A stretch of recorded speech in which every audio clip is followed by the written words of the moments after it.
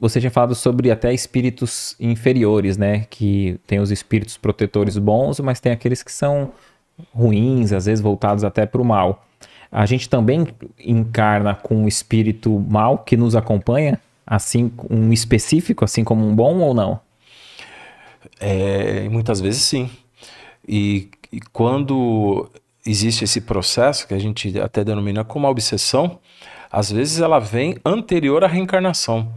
Quando aquele espírito a qual nós colocamos, eu não gosto muito desse termo, né? Eu acho muito pejorativo, mas chamá-lo de obsessor, né? Mas vamos usar esse termo só para a gente entender.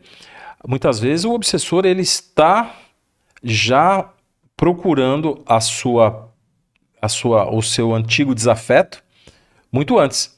Quando ele localiza, ele começa a engendrar um plano de obsessão desde a hora que nasce. Por vezes até tentando interromper a reencarnação.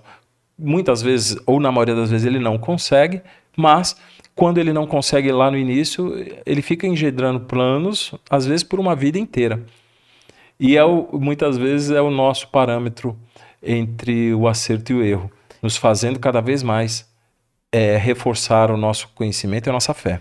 E aí a gente pode compreender assim, a missão do benfeitor, ela vem de esferas superiores, né? Para aquele que aceita essa tarefa de auxílio.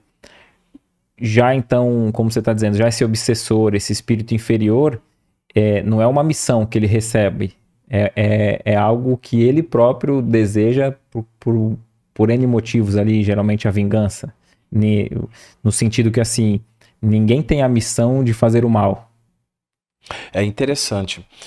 E é interessante pela nossa vivência e em alguns casos, e na maioria das vezes aquele espírito obsessor que vem durante a encarnação, ele é um espírito familiar.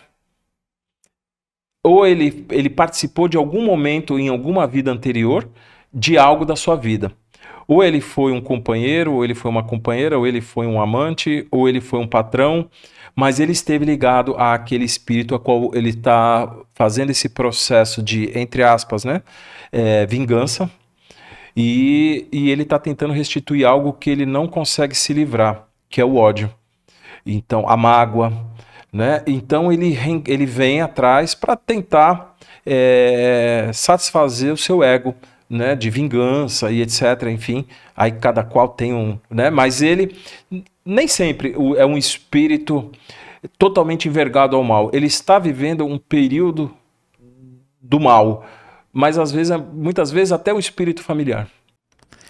O que você achou desse corte? Coloca aqui nos comentários a sua opinião sobre esse tema. Para ver o episódio completo, é só pesquisar Recomeçar Podcast Espírita. E caso tenha ficado alguma dúvida sobre a doutrina espírita, é perfeitamente normal. Procure ler as obras de Allan Kardec.